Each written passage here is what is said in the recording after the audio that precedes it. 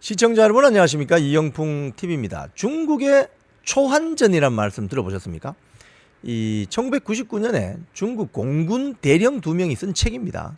이 초한전이라는 개념은 중국이 미국을 이기기 위해서는 군사 전쟁만으로는 안 된다. 그래서 경제 전쟁, 미디어 전쟁, 법률 전쟁, 미인계 전쟁 모든 한계를 뛰어넘는 전쟁을 벌여야 된다. 이런 게 초한전의 개념입니다. 여기에 많은 나라들이 지금 넘어가고 있죠. 지금 전 세계적으로 중국이 세계 각지에서 벌이고 있는 스파이 활동 속속 드러나고 있습니다. 뭐 호주, 뭐 유럽, 우리 뭐 한국에도 있었죠.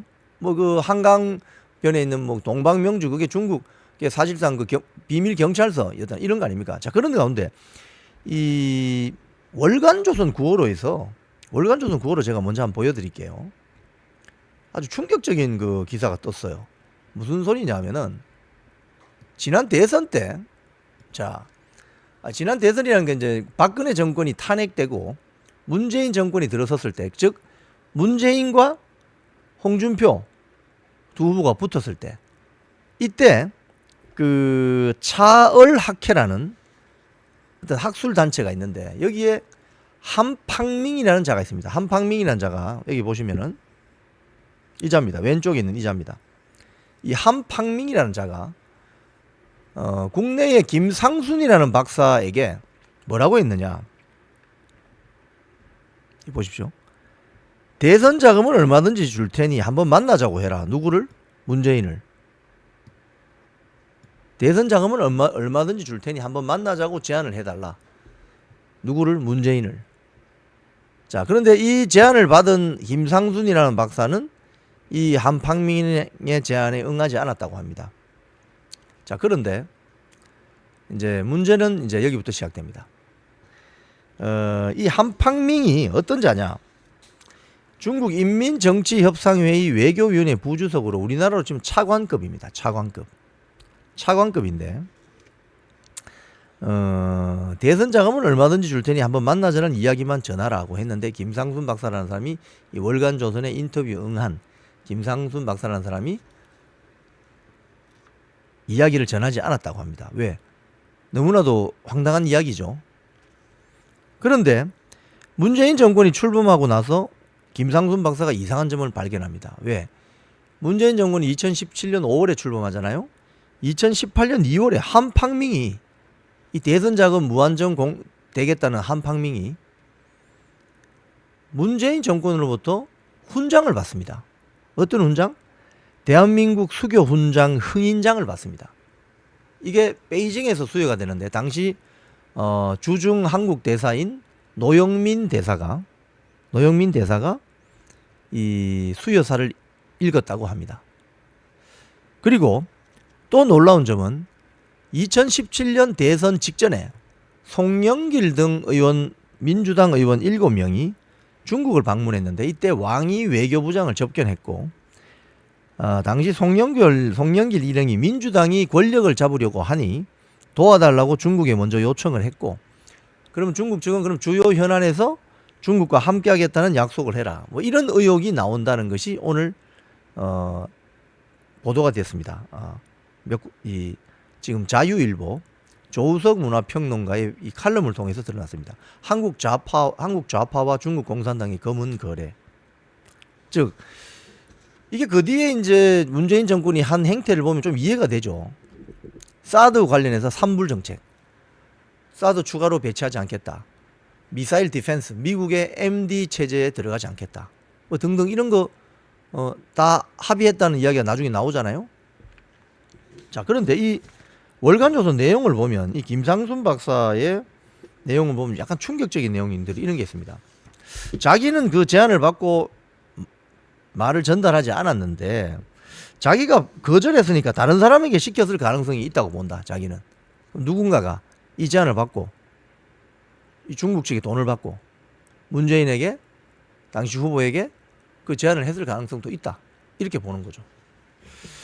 자, 지금 차얼학회는 최근까지도 김상순 박사에게 한국 관련 정보 좀 수집해달라 뭐 이런 이야기들도 했다고 합니다. 그리고 이 차얼학회는 지금 드러나 있기 때문에 이 그 어떤 공개적인 정보 수집 활동이 안 되는 거죠. 그러니까 아름아름으로 해서 개인적으로 좀 알아봐 달라고 현찰로 대가를 지불하고 뭐 이런 식인 것 같습니다.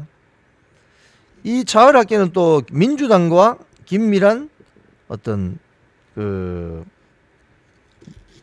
관계를 가지고 있는데, 여기 보면은 2019년 한팡밍 회장이 이때 그 민주당 출신 김진표 전 국회의장이 문재인 정부 출범 초기인 2017년 8월에 차을학회 국제자문위원회에 위촉됐다고 해요. 국제자문위원회에 위촉되면 그게 맨입으로 되겠습니까? 이상한 거죠, 이게 지금. 그런데 이 차을학회 관계자들이 박근혜 정권이 탄핵될 때 주로 어떤 소식에 관심을 많이 가졌느냐. 남자 관계가 어떡하냐. 그 정윤회 미래설이죠. 또 무속신앙, 뭐 이거 북한산에 가서 구됐다는 소식, 뭐 이런 거 다 가짜 뉴스잖아요. 이런 식으로 해서 박근혜 정권의 탄핵을 아주 즐겼을 가능성이 있다. 이렇게 보인다는 거죠. 그러면서 이 김상순 박사의 그 우려점은 이런 겁니다. 이 한팡밍은 절대 개인적으로 움직인 것이 아닐 것이다. 차관급 인사니까. 그 뒷배는 바로 중국 공산당일 것이다. 거기서 나오는 돈은 누구 돈이냐? 중국 공산당 자금이다. 이렇게 보는 거죠. 그래서 이 김상순 박사 말은 이런 겁니다. 결국 중국 공산당이 뒤에서 허가를 했기 때문에 그런 제안을 했던 거라고 본다. 그리고 정치협의 외사위 부주석이 차관급이 당에 보고하지도 않고 한국의 유력 대선 주자를 만나 인맥을 만들겠다고 하면 중국에서 큰일 날 일이다. 그 일은 보고 체계가 있을 테고 어떻게든 중국 공산당에 보고했을 것이다.